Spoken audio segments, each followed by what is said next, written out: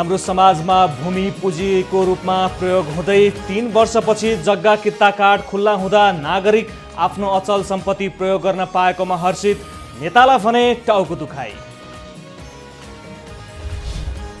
असोज 1 देखि सार्वजनिक यातायात चलाउने व्यवसायीको घोषणा, सरकार र व्यवसाय बीच समन्वयको अभाव, आफै यातायात सञ्चालन गर्ने व्यवसायीको निर्णय।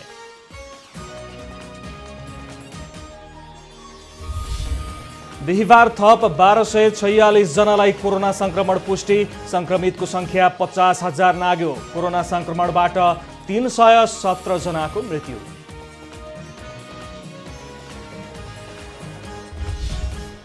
निषेधाज्ञाका बीच बैंकहरूको कर्जा प्रवाह बढ्यो। भदौ 19 गतेसम्म बैंकहरूको कर्जा प्रवाह 19 अर्ब रुपियाँले बढेर 28 खर्ब 97 अर्ब पुग्यो।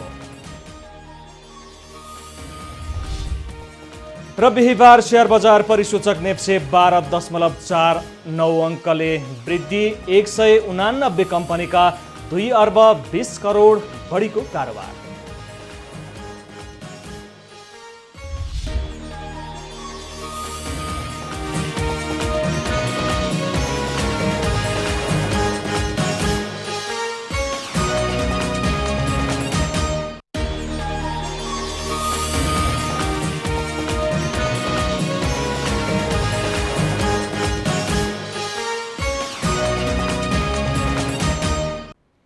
बिजनेस टुडेको सुरुमा जग्गा कित्ता कार्ड सम्बन्धी समाचार।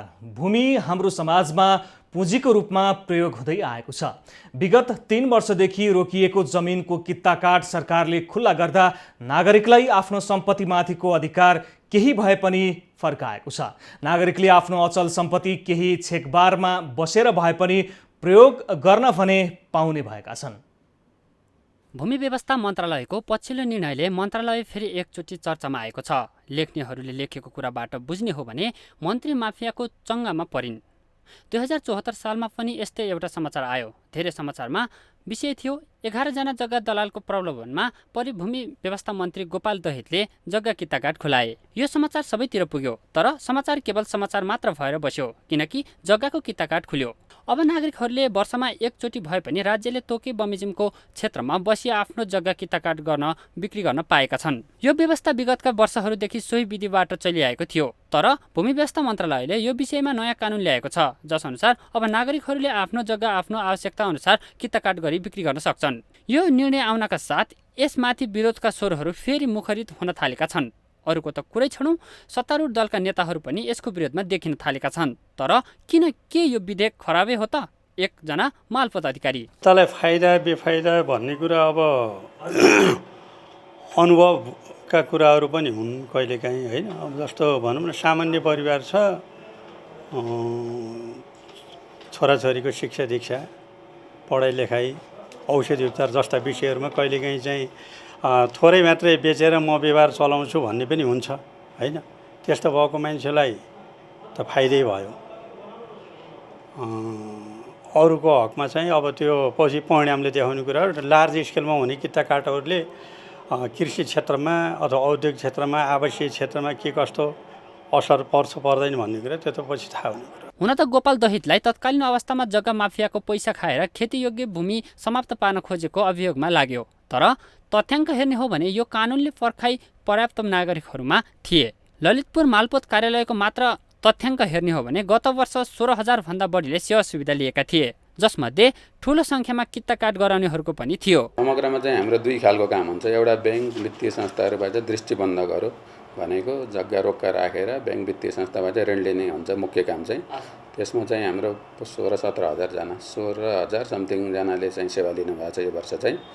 र यता चाहिँ रजिस्ट्रेसनतर्फ चाहिँ 15,300 जनाले चाहिँ लिनुभएको छ। त्यसमा मार्फत हामीले 2 अर्ब 7 करोड रुपियाँ राजस्व रजिस्ट्रेसनबाट सङ्कलन गरेका छौँ। त्यसमा चाहिँ पुँजीगत लागततर्फ 1 अर्ब रुपियाँ राजस्व सङ्कलन गरेका छौँ। टोटल हामीले 3 अर्ब 7 करोड रुपियाँ चाहिँ राजस्व सङ्कलन गर्न सफल भएको छ एकपटक मालपोत कार्यालय ललितपुर चाहिँ। भूमि हाम्रो समाजमा पुँजीको रूपमा प्रयोग हुँदै आएको छ। आज आएको कानुनले नागरिकलाई आफ्नो सम्पत्तिमाथिको अधिकार केही भए पनि फर्काएको छ। नागरिकले आफ्नो अचल सम्पत्ति केही छेकबारमा बसेर भए पनि प्रयोग गर्न पाएका छन्। तर यो नियम पनि पूर्ण छैन, किनकि जसको कम भूमि छ र खेतीयोग्य क्षेत्रमा सामेल भो भने के भो त? नेपालमा दोस्रो संक्रमित भेटिएपछि चैत्र 11 देखि सरकारले कोरोना संक्रमण रोकथामका लागि लकडाउन गरेको थियो। सोही समयदेखि सार्वजनिक यातायात सञ्चालन पनि ठप्प भयो। एक रिपोर्ट। नेपालमा दोस्रो संक्रमित भेटिएपछि चैत 11 देखि सरकारले कोरोना संक्रमण रोकथामका लागि लकडाउन गरेको थियो। सोही समयदेखि सार्वजनिक यातायात सञ्चालन पनि ठप्प भयो। 4 महिना लामो लकडाउनपछि सरकारले असार 25 गते काठमाडौँ उपत्यकाभित्र सार्वजनिक सवारी साधन जोरबिजोर प्रणाली मार्फत सञ्चालन गर्ने निर्णय गरेको थियो। सरकारी निर्णय पश्चात केही व्यवसायीले उपत्यकाका सडकमा फाट्टाफुट्टा सवारी साधन चलाए, तर यातायात व्यवसाय महासंघ भने सरकारी निर्णय विरुद्ध उत्रियो। सरकारले व्यवसायीहरूलाई परेको क्षतिपूर्ति नबेहोर्दासम्म सार्वजनिक सवारी साधन सञ्चालन नगर्न महासंघले विज्ञप्ति नै जारी गर्यो। महासंघले विज्ञप्ति जारी गरे पनि केही व्यवसायीले सडकमा सार्वजनिक सवारी साधन सञ्चालन गरिरहेकै थिए, किनकि बैंकको किस्ता न सरकारले बेहोर्नेवाला थियो न त व्यवसायी महासंघले नै। यसबीचमा कोरोना संक्रमण दर निरन्तर बढेपछि सरकारले स्थानीय तहलाई अख्तियारी दिएपछि पुनः भदौ 3 गतेदेखि काठमाडौँ उपत्यकामा निषेधाज्ञा जारी भयो। त्यसपछि फाटोफुट्टा चलेका छोटो दूरीका सार्वजनिक सवारी साधन पनि पूर्ण रूपमा बन्द भए।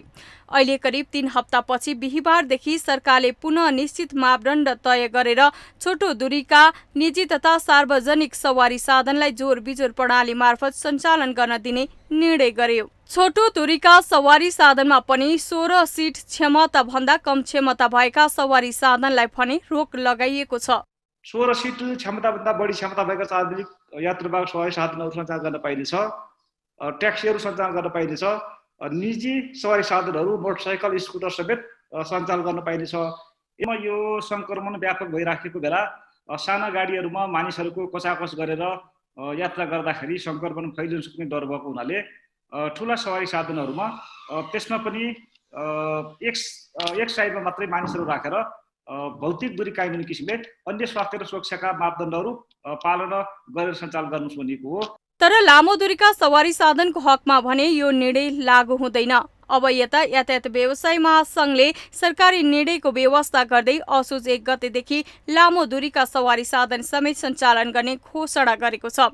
यसले के देखाउँछ भने सरकार र व्यवसाय महासंघका बीचमा समन्वयको अभाव छ र तिक्तता पनि उत्तिकै छ। देशभरिका यातायात व्यवसायीहरूले त यो कोरोना संक्रमण फैलिनुको प्रमुख कारण नै यातायात कालो प्लेटका सार्वजनिक सवारी साधन, कालो प्लेटका सवारी साधन मात्रै हुन् भन्ने जुन राज्यको बुझाइ भयो, यो बुझाइ चाहिँ गलत हो। यो बुझाइ भएन। रातो प्लेटका सवारी साधनहरूले यात्रु ओसार पसार गर्दा कोरोना नसर्ने, अनि तपाईको त्यो चाहिँ कालो प्लेटका ले मात्रै सवारी चाहिँ कोरोना संक्रमण फैलाउँछ भन्ने कुराबाट अब चाहिँ राज्य पनि भ्रममुक्त हुनु पर्यो। लामो समयसम्म यातायात बन्द हुँदा सरकारले कुनै विकल्प नदिएको चाहिँ पक्कै हो। त्यही कारण पनि व्यवसायको धैर्यता टुटेको जस्तो देखिन्छ र त व्यवसायीहरू आफै यातायात सञ्चालन गर्ने निर्णयमा पुगेका छन्। यद्यपि यसमा सरकारको आधिकारिक निर्णय आउन भने बाँकी छ। तर अब दुई पक्षबीचको यस्तो व्यवहारले के लामो तथा छोटो दूरीका सार्वजनिक सवारी साधनको उचित व्यवस्थापन होला? व्यवसायले मापदण्डमा रहेर सवारी सञ्चालन गर्लान्। सवारी साधन प्रयोग गर्ने आम नागरिकले कोरोनाको संक्रमणबाट कसरी ढुक्क हुने र सार्वजनिक सवारी चढ्ने? सरकार कुनै विकल्प खोजोस् र व्यवसाय पनि मापदण्डमा रहेर सवारी सञ्चालन गरून् ताकि जनता ढुक्कसँग यात्रा गर्न सकुन्। बिजनेस टुडेमा पालो भएको छ ब्रेकको।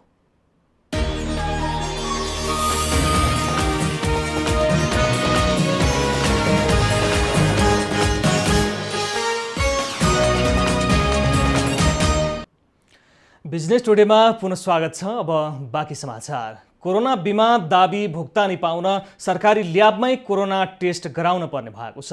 बिमा समितिले कोरोना बिमा कार्यविधिलाई देखाउँदै सरकारी ल्याबबाट परीक्षण गर्नेले मात्रै दाबी भुक्तानी दिन बिमा कम्पनीलाई निर्देशन दिएको थियो। तर सो निर्देशन केही समयका लागि मात्र रहेको र चाँडै मापदण्ड परिवर्तन गरी बिमकको एक सुनिश्चित गरिने बिमा समितिले जनाएको छ।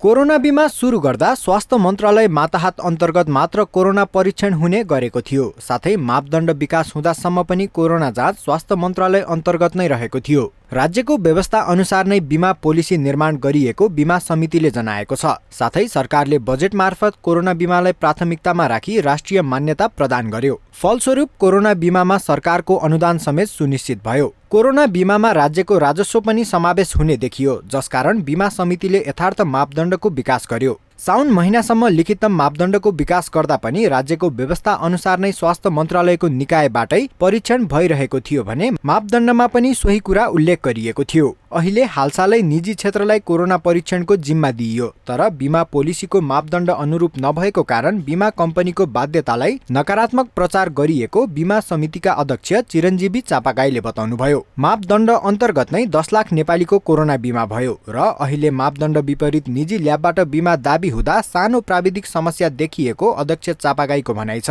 साथै निजी ल्याबबाट पोजिटिभ देखियो भने हाल केही समयको लागि एकपटक सरकारी अस्पतालमा पनि टेस्ट गराउन आग्रह गर्नुभयो।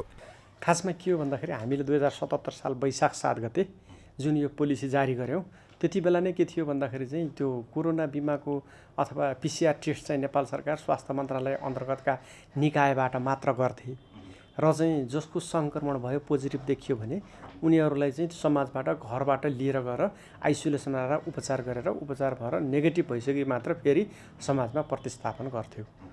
त्यो कन्टिन्यू थियो। हुँदै जाँदाखेरि के भयो भने अब हामीले पोलिसी जारी गर्दै गयौँ, त्यही जे व्यवस्था थियो त्यसलाई हाम्रो बिमा लेखमा सम्भ्रम कन्टिन्यू दिँदै गयौँ हामीले। अनि जेठ 15 गते नेपाल सरकारको जुन बजेट आयो, त्यो बजेटमा कोरोना बिमालाई एउटा चाहिँ राष्ट्रिय मान्यता प्राप्त भयो। बिमा कम्पनीले हालसम्म 10 लाख भन्दा धेरैको कोरोना बिमा गरिसकेको छ। बिमितलाई बिमा लेख दिँदा नेपाल सरकार स्वास्थ्य मन्त्रालय अन्तर्गत कोरोना बिमाको दाबी भुक्तानी गर्न मापदण्ड रहेको हुनाले मापदण्ड विपरीत बिमा समितिले निर्णय गर्न नसकेको हो। मापदण्ड अन्तर्गत नै रहेर निजी ल्याबको मान्यता नदिई सरकारीमा जाँच गराउन आग्रह गरिने बताउनुभयो। कोरोना बिमाको दाबी भुक्तानी बाहिरी हल्ला आए जस्तो नभएको बताउँदै बिमा गरेको सबैले भुक्तानी सहजै दिलाउने पनि जनाउनुभयो। त्यो कोरोना मापदण्ड जुन छ नि नेपाल सरकारले स्वीकृत गरेको र यहाँको सञ्चालक समितिले पास गरेको, त्यो मापदण्डभन्दा दायाँ बायाँ जान सक्ने अवस्था त थिएन। त्यसकारण हामीले के भन्यौँ भने होइन, यो चाहिँ दुईवटा काम गरौँ। एउटा चाहिँ यो सरकारी ल्याबबाट मात्रलाई चाहिँ दिउँ र चाहिँ बिमितलाई सरकारी ल्याबमा जानुहोस् भनौँ हामीले चाहिँ। अहिले मापदण्ड भएको यही हो भनेर चाहिँ त्यो थप स्पष्ट गरियो। त्यो थप स्पष्ट गरिदिसकेपछि अनि व्यापकता केमा गयो भने सबै चाहिँ टिभी च्यानलदेखि लिएर अनलाइन पत्रपत्रिका सबैले के भनिदिनु भयो भने यो बिमा समितिले चाहिँ बिमामा झेल गर्यो भनेर प्रचार भयो। मापदण्ड स्पष्ट पार्दा बजारमा नकारात्मक खबर परिचालन भएको उहाँको भनाइ थियो। बिमा कम्पनी, बिमा समिति र नेपाल रिइन्सुरेन्स गरेर 3.5 अर्ब रकम भुक्तानी गर्न तयार रहेको समेत बताउनुभयो। साथै 3.5 अर्ब भन्दा माथि धेरैको दाबी भुक्तानी नेपाल सरकार आफैले बेहोर्ने प्रतिबद्धता जनाएको छ। कोरोना बिमामा कुनै शङ्का नै नराखी गलत हल्लाको पछाडि नलाग्न समितिले आग्रह समेत गरेको छ। कोरोना भाइरसको नियन्त्रणका लागि सरकारले काठमाडौँ उपत्यकामा गरेको निषेधाज्ञाका बीच बैंकहरूले कर्जा प्रवाह बढाएका छन्। यही भदौ 3 गतेबाट भएको उपत्यका निषेधाज्ञाका क्रममा नै सञ्चालनमा रहेका 27 वाणिज्य बैंकले 19 अर्ब रुपैयाँ कर्जा प्रवाह गरेका हुन्। साउन मसान्तसम्म बैंकहरूले 28 खर्ब 78 अर्ब रुपैयाँ कर्जा प्रवाह गरेका थिए। बैंकर्स सङ्घको तथ्याङ्क अनुसार भदौ 19 गतेसम्म बैंकहरूको कर्जा प्रवाह 19 अर्ब रुपैयाँले बढेर 28 खर्ब 97 अर्ब रुपैयाँ पुगेको छ। भदौको पहिलो सातामा बैंकहरूले 28 खर्ब 86 अर्ब, दोस्रो सातामा 28 खर्ब 92 अर्ब र तेस्रो सातामा 28 खर्ब 97 अर्ब रुपैयाँ कर्जा प्रवाह गरेका छन्। यसबीचमा बैंकहरूमा कर्जा प्रवाहको तुलनामा निक्षेप सङ्कलन भने घटेको छ। साउन मसान्तसम्म बैंकहरूले 34 खर्ब 79 अर्ब रुपैयाँ निक्षेप सङ्कलन गरेका थिए। भदौको 19 गतेसम्म 12 अर्ब रुपैयाँले बढाएर 34 खर्ब 91 अर्ब रुपैयाँ निक्षेप सङ्कलन गरेका हुन्। भदौको पहिलो सातामा बैंकहरूले 34 खर्ब 80 अर्ब, दोस्रो सातामा 34 खर्ब 85 अर्ब र तेस्रो सातामा 34 खर्ब 91 अर्ब रुपैयाँ निक्षेप सङ्कलन गरेका छन्। गत आर्थिक वर्ष 2076-77मा फाइबर इन्टरनेट जडान गर्ने उपभोक्ता 15%ले बढेका छन्। गत आर्थिक वर्षको सुरुवाती महिनामा 5,78,000 भन्दा बढीले फाइबर इन्टरनेट सेवा लिएका थिए भने गत आवकको अन्तिममा त्यो सङ्ख्या बढेर 8,60,000 नागेको छ। पछिल्लो समय उपभोक्ताहरू वायरलेस र केबल इन्टरनेटबाट फाइबर इन्टरनेट प्रविधिमा शिफ्ट हुने क्रम बढ्दो रहेको इन्टरनेट सेवा प्रदायले बताएका छन्।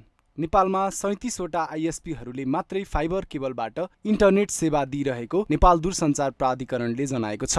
1 लाख भन्दा बढी फाइबर केबलबाट इन्टरनेट दिने सबै निजी क्षेत्रका आइएसपी रहेको प्राधिकरणले जानकारी दिएको छ। गत आर्थिक वर्षमा फाइबर केबलबाट सबैभन्दा बढी इन्टरनेट सेवा लिने ग्राहकको सूचीमा वर्ल्डलिङ्क कम्युनिकेसन्स अघि छ। वर्ल्डलिङ्कको फाइबर केबल प्रविधिबाट 3,73,235 जनाले इन्टरनेट प्रयोग गरिरहेको प्राधिकरणले जनाएको छ।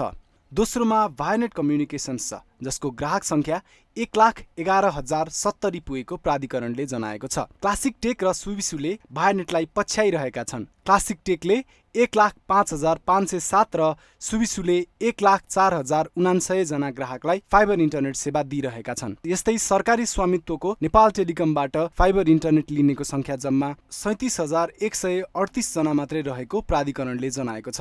गत आर्थिक वर्षमा टेलिकमका झण्डै 2 लाख ग्राहक केबल इन्टरनेट नै चलाइरहेको तथ्याङ्क प्राधिकरणसँग छ। गत आर्थिक वर्षमा वायरलेस इन्टरनेट चलाउनेको संख्या 48,000 र केबल इन्टरनेट चलाउनेको संख्या 2,62,000 भन्दा बढी रहेको प्राधिकरणले जनाएको छ। आर्थिक वर्ष 2075-76मा फाइबर इन्टरनेट प्रयोग गर्नेको संख्या 5,59,000 हाराहारी रहेको प्राधिकरणले जनाएको छ। बिजनेस टुडेमा पालो भएको छ ब्रेकको।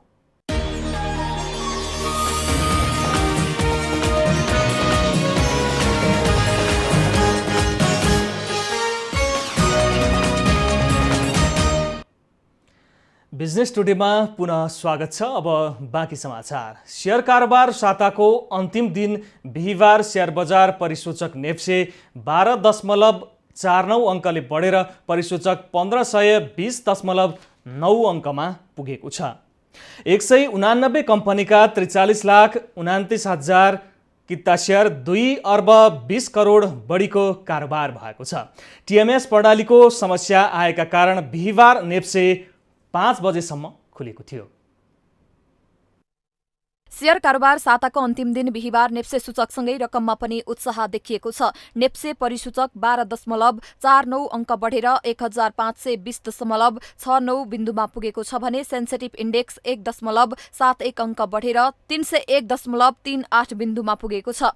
189 कम्पनीको 29,996 पटकको कारोबारमा 2 अर्ब 20 करोड 96,44,972 रुपैयाँ बराबरको 43,29,000 किता शेयर खरिद बिक्री भएको छ। कारोबारमा आएका 12 उपसमूह मध्ये 9 उपसमूहको परिसूचक बढेको छ भने बाँकी 3 उपसमूहको परिसूचक घटेको छ।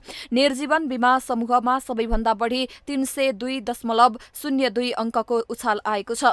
जीवन बीमा समूहमा 204.53 अङ्कको बढोत्तरी भएको छ भने ब्याङ्किङ समूहमा 3.83 अङ्क, विकास ब्याङ्क समूहमा 15.7 अङ्क, जलविद्युत समूहमा 2.31 अङ्क, वित्त समूहमा 2.24 अङ्क, उत्पादन तथा प्रशोधन समूहमा 33.22 अङ्क, अन्य समूहमा 0.39 अङ्क र लघुवित्त समूहमा 33.73 अङ्कको वृद्धि भएको छ।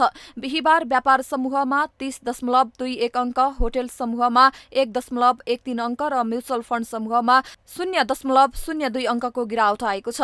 कारोबार रकमका आधारमा नेपाल पुनर्बीमा कम्पनी अग्रस्थानमा रहेको छ। नेपाल पुनर्बीमा कम्पनीको 17 करोड 21 लाख रुपैयाँ बढीको कारोबार भएको छ। नागरिक लगानी कोषको 9 करोड 23 लाख रुपैयाँको, नेपाल लाइफ इन्सुरेन्सको 9 करोड 1 लाख रुपैयाँ, सूर्य लाइफ इन्सुरेन्सको 8 करोड 59 लाख रुपैयाँ, एभरेस्ट इन्सुरेन्सको 8 करोड 43 लाख रुपैयाँ, शिवम सिमेन्टको 7 करोड 9 लाख रुपैयाँ, एसियन लाइफ इन्सुरेन्सको 6 करोड 40 लाख रुपैयाँ, शिखर इन्सुरेन्सको 6 करोड 35 लाख रुपैयाँ, प्राइम लाइफ इन्सुरेन्सको 5 करोड 92 लाख रुपैयाँ र हिमालयन डिस्टिलरीको 5 करोड 72 लाख रुपैयाँ बढीको कारोबार भएको छ। बिहिबार राष्ट्रिय बीमा कम्पनीको साधारण शेयर र संस्थापक शेयर, रिलायन्स लाइफ इन्सुरेन्स र एनआरएन इन्फ्रास्ट्रक्चर एन्ड डेभलपमेन्टको शेयर मूल्यमा सकारात्मक सर्किट लागेको हो। बढ्दो क्रममा रहेको बजारलाई वित्तीय प्रणालीमा रहेको अधिक तरलताले निकै साथ दिएको अवस्था छ। स्वदेशमा रोजगारी पाइएन भनेर सयौंको संख्यामा नेपाली युवा विदेश जाने क्रम आज पनि उस्तै छ। तर केही युवा भने स्वदेशमै तरकारी खेती गरी राम्रो आम्दानी गरिरहेका छन्। पछिल्लो समयमा स्वदेशमै तरकारी खेतीबाटै मनग्गे आम्दानी गर्न थालेपछि बाजुराका युवाले विदेश जानका लागि स्वदेशमै आम्दानी हुने गतिलो उदाहरण बनिरहेका छन्। बाजुराका बडीमालिका नगरपालिका 8 गणेखेतका 30 वर्षीय कृष्ण रावलले 2065 सालमा एसएलसी दिए। एसएलसी पछिको अध्ययन गर्न उनको घरको आर्थिक स्थितिले नधानेपछि उनी वैदेशिक रोजगारमा जानका लागि लाखौं रुपियाँ लगानी लगाएर मलेसिया पुगेर काम गर्न थाले। मलेसियामा दुःख कष्ट गरेर कमाएको पैसाले घर धान्न समस्या भएपछि रावल 2 वर्षपछि घर फर्के। घर फर्केका रावललाई फेरि विदेश जाने मोह बढेपछि दोस्रो पटक रोजगारीको सिलसिलामा कतार पुगे। 2 पटक रोजगारीका लागि मलेसिया र कतार पुगेका रावल अहिले भने आफ्नै गाउँको जमिन भाडामा लिएर व्यावसायिक तरकारी खेती गर्दै आएका छन्। अहिले कृष्णले दिनहुँ जसो 1000 रुपियाँ बराबरको तरकारी बिक्री गरिरहेका छन्। अब चाहिँ विदेशतिर लाग्नु हुँदैन, म यहाँ के गर्छु भनेर मैले अब 2-3 रोपनी जग्गा भाडामा लिएको छु र मैले तरकारी खेती अनि कुखुरा फार्म पनि खोलेको छु। अब कुखुराबाट यो लकडाउन हुँदाखेरि मैले त्यही यो 1 लाख जति मैले कुखुरा पनि बेचेँ र मेरो अहिले टमाटर खेती पनि छ अनि बारीका सबै तरकारी छ। अहिले घिरौँला भयो, भिन्डा भयो, काँक्रा भयो, टमाटर भयो, सबै अहिले मैले बजार पुग्नै पर्दैन। मैले सबै ग्राहकहरू मेरो यहाँ आफ्नै बारीमा ताजा तरकारी लिन आउँछ। तरकारी मात्र होइन, कुखुरा फार्म समेत सञ्चालन गरिरहेका छन्। तरकारी र कुखुरा पालनबाटै मनग्गे आम्दानी हुन थालेपछि अहिले उनको परिवारलाई जीवन धान्न सजिलो भएको छ। राहुल जस्तै बडीमालिका नगरपालिका 9 की मायाविकाको बारीमा पनि यतिखेर लटरम्म तरकारी फलेका छन्। तरकारी मात्र होइन, बारीको छेउमा विभिन्न प्रजातिका फूल पनि फुलेका छन्। यसै वर्ष 20,000 बराबरका काँक्रा बिक्री गरिसकेकी उनलाई अहिले परिवारको दैनिकी जोहो गर्न खासै समस्या छैन। शिक्षा आर्जनको कुरा गर्दा विद्यालय नै नदेखेकी बिक अहिले गाउँको नमुना महिला बनेकी छिन्। मैले तरकारी खेती गर्दा 1 वर्ष पुरा, असारमा 1 वर्ष पुरा भयो। हुँदाखेरि अब मेरो घर खर्च सबै त्यो तारियो। मैले गरेको पनि देखियो। अहिलेसम्म माइतीको जग्गामा पनि भाडामा दिने, सासले भाडा तिर्दिया होस् हो। कृषि र नगरपालिकाबाट धेरै सहयोग गरेको हो। यो अब नगरपालिकाले दिएको हो। मलाई अझ पनि सहयोग चाहिएको छ, सहयोग दिनु होला। मलाई यति राम्रै भएको छ। टमाटर पनि आफूलाई खाना पुगेको छ, साथीहरूलाई दिएको छ। मैले बेच्दाखेरि पनि मान्छे यहाँ आएर 120 रुपियाँमा म यहीँबाट बिक्री गर्दछु। जमिन माइतीको भए तापनि मायाले तरकारीबाटै परिवार पाल्ने गरी काम गरिरहेकी छन्। महिलाको जिम्मेवारीले पनि परिवार पालिन सक्छ भन्ने गतिलो उदाहरण पनि मायादेवी बिक बनेकी छन्। यता कृषि ज्ञान केन्द्र बाजुराले पनि व्यावसायिक रूपमा स्वदेशमै केही गरेर खानुपर्छ भनेर लागेका युवाहरूका लागि अनुदान दिँदै आएको छ। बडीमालिका 8 का कृष्ण रावल र मायादेवी बिक जस्तै स्वदेशमा केही गरेर खानुपर्छ भन्ने उदाहरणीय कृषक बन्न सके यहाँका युवाले आगामी दिनमा विदेशमा गएर दुःख कष्ट गर्नुपर्ने अवस्था आउँदैन। बाजुराबाट सहकर्मी मदन बिकको रिपोर्ट। जापानी एक कम्पनीले 18 मिनेटमै कोरोना भाइरसको संक्रमण पत्ता लगाउने प्रविधि विकास गरेको छ। ओसाकामा रहेको शिबुया कर्पोरेसनले सो प्रविधिको विकास गरेको हो। सो प्रविधिले कोरोना भाइरस मात्रै नभएर इन्फ्लुएन्जा ए र बी समेत पत्ता लगाउने पोलिमरेज चेन रियाक्सन PCR प्रणाली तयार पारेको हो। यस प्रणालीको प्रयोग गरी कोरोना भाइरसको संक्रमण छ छैन भनेर व्यक्तिको थुक प्रयोग गरी PCR मार्फत परीक्षण गर्न सकिन्छ। एउटै यन्त्रबाट 3 थरी भाइरस परीक्षण गर्न मिल्ने यो पहिलो प्रणाली भएको दावी कम्पनीले गरेको छ।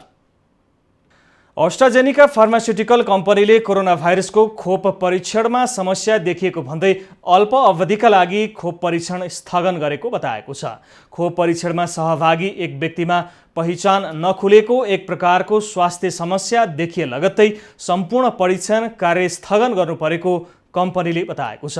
अक्सफोर्ड विश्वविद्यालयसँग मिलेर कोरोना भाइरस विरुद्धको खोप निर्माणमा लागिरहेको यो कम्पनी खोप विकासमा अग्रस्थानमा छ।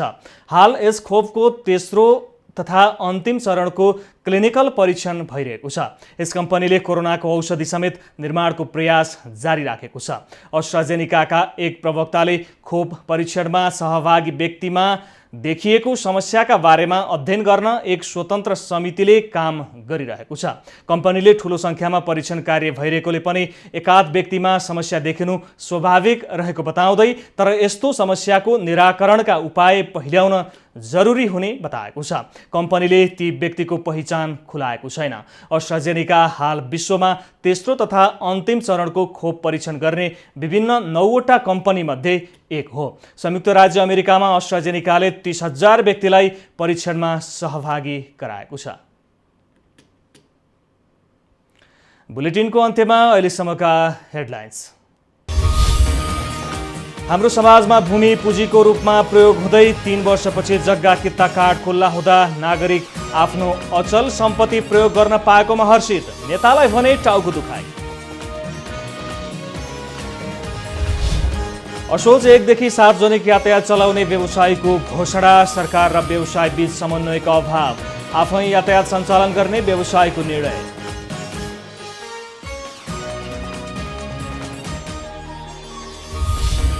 बिहिबार थप 1246 जनालाई कोरोना संक्रमण पुष्टि, संक्रमितको संख्या 50,000 नाग्यो। कोरोना संक्रमणबाट 317 जनाको मृत्यु।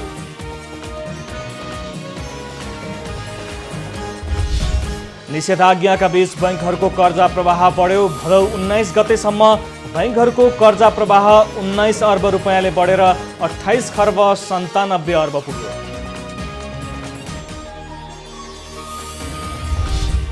र बिहिबार शेयर बजार परिसूचक नेप्से 12.49 अङ्कले बढ्यो। 189 कम्पनीका 2 अर्ब 20 करोड बढीको कारोबार।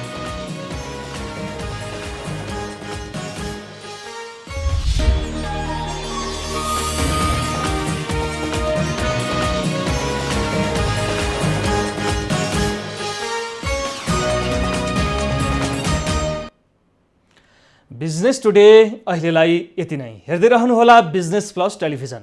Business plus, business first. नमस्ते।